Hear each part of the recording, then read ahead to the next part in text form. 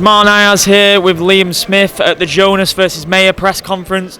First of all, Liam, how are you doing at the moment? Obviously, it's been a good few months now since your last fight in the rematch against Eubank. I think everyone wants to see that Trilogy fight. In an ideal world, would that be your next fight? In an ideal world, yeah. I'd bite your hand off for that fight next, and I'd do anything to have that fight next. But whether it happens or not, I don't know. Still bad blood there between you both, do you think? Yeah, when you say bad blood, I've beat him, he's beat me. We're not. Never going to be mates. Yeah, we're never going to be mates. We said that before the first fight. We still say that after 2 fights in. But yeah, there's still appetite for that third fight. Yeah. Everyone wants to see you in those big fights now. Like, we don't need tune-up fights in boxing, definitely at the level that you're at. We want to see you in there with the likes of Conor Benn. And I know Kell Brook's been talked about being back in the mix as well. So if it's not Eubank in the Trilogy, would Conor Benn, Kell Brook, those sorts of fights entice you, yeah? Yeah, 1,000%. Look, the Conor Benn fight's being mentioned to me.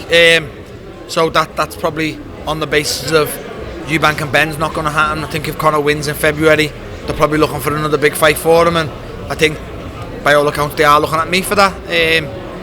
I don't know, I've seen Chris link with Brook, Johnny Beck. The fight with Ben seems to be off the table for Chris now, so I don't know, I'm pretty sure the third fight with myself wouldn't be too bad for him. So, but like I said, look, I'm back in the gym, I'm going to get my body fit and I'll make a decision close to the time. What do you make of the level of opponents that Ben's fighting at the moment? Obviously, he'd been out of the ring for a long time, so that's a reason as well. But for your second fight, they were talking about Eubank to the opponent now, which nobody's really heard of. So, look, there's 2 ways to look at it. Do you know what I mean? Look, it is what it is. He won't be asked. He's out as long as he's out again. But then also, even before the last one, Conor was wanting top 5 in the world and talking about Virgil Ortiz, Bout, Eubank, myself, and all that. And then he fought, some Mexican, I think it was, and now he's fighting Dobson, who was meant to fight Kevin Ajarko last time. It doesn't look great, when you're saying you don't want warm-up fights and all that, and then you're fighting these two. But like I say, he did try and fight Eubank. It was Eubank who knocked the fight back. So, like I say, he probably won't be asked as long as he's out. He's going to just keep trying to get momentum. But yeah, you can't really sing a song and dance when you're fighting Pete Dobson or whatever his name is. He was meant to fight Kevin Ajarko the other week. Who's a prospect coming through. Is there a bit of needle there between you and Ben, do you think? I don't really know. Whether there's needle or what. I think I'd love to fight him. I think he'd probably love to fight me. That's just names in boxing.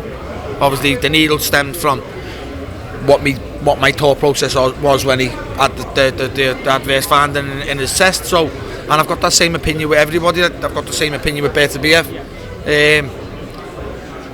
So just whether there's needle there because of that, then if there is, so be it. Do you know what I mean? You touched on Beterbiev there.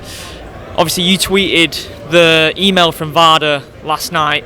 And it's not just you, I know you're getting a lot of stick online, which you don't care about that at all. But Bellew tweeted it straight away after the fight. He just couldn't get his head around how he's getting more dangerous, more powerful at the age of 39. And that's what you've said as well. Yeah, of course. Look, regardless of anything, it was a great fight. He's a beast, he's an animal anyway. Like, you don't do what he's done, not being a good fighter. You don't go to 2 Olympic Games, you don't beat Alexander Usyk, you don't hold 3 world titles and knock everyone out you being in the ring without being a good fighter. But I'm just stating what I've got in front of me. How is your drug test changing? How are you getting more testosterone at 39 years of age? It doesn't add up for me. And call me bitter all you want, but I'll stand by what I think. And like I say, there's no bitterness near it. How can I be bitter of my brother losing to Canelo Alvarez and Artur Beterbiev? You know what I mean? If you're bitter losing to people like that, then you're in the wrong sport. You never mind bitterness. You should be absolutely privileged to get the opportunity to fight them. If you're in a position to fight them, you're doing well. Yeah. Do you know what I mean? So I just listen to me when I'm telling you. I'm not bitter. Callum, I can accept my brother losing to somebody that good, and there's no bitterness near it. My bitterness is, 6 weeks before the fight, 4 weeks before the fight, we get an email of VADA saying there's been a atypical finding in Artur Beterbiev's VADA drug test. So like, what do you mean? And then obviously that's where it stinks. And again, social media for you. You know, that's just the keyboarders who don't like you. Any excuse to come out and get you. Take it with a pinch of salt, you know. Bellew said that he'd love to see changes in the sport because, you know, yourself, Callum, you're not going to turn down a fight if there's an atypical finding. It's just not going to happen with that sort of opportunity at stake. But if there was something a bit more sinister at play there, then it could have ended quite badly for Callum. That's what everyone's on about. That's the grey area. Now you've got the same clowns online saying, well, why didn't you pull out then? Because, you know, why didn't this get said beforehand? Because this is what we're on about. What's an atypical finding, mate? Yeah. Like, it's not a failed test, so it's not.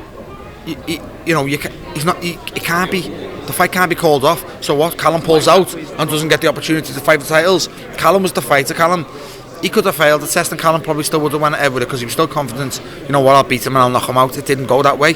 But from a team and also his brother's point of view, you think I'm not just going to mention I want to keep saying a failed test because it's a different test.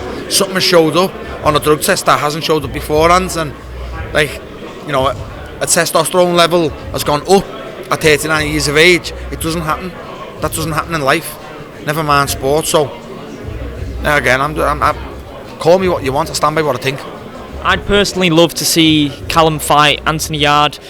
They've mentioned about a head-to-head card between Eddie and Frank Warren. That would be perfect for that card, wouldn't it? Yeah, it would. Yeah, that's it. If Callum chooses to fight on, you know, it's perfect. And if they do that card, that's a perfect matchup because it's a tough fight. But you know, I think they've all got decisions to make. Callum's, you know, his bruising hasn't even healed. Never mind anything else. He hasn't made a decision yet. So, you know, when he makes a decision, I'll back whatever decision he makes. Finally, I know we touched on some opponents for yourself before, but if you had like a 2 to 3 fight ideal plan where you'd want to be by the end of this year, where would it be? What sort of fighters would you be looking at? Look, next, you know, offer me anything next. I'll take the Eubank fight. Obviously, I think I've got a point to prove and you know, a wrong to right. That's what I'll bet you on for next. If it's not Eubank, it's Ben. If it's not Ben, it's just, you know, whatever else they can give me. A big name that get me excited.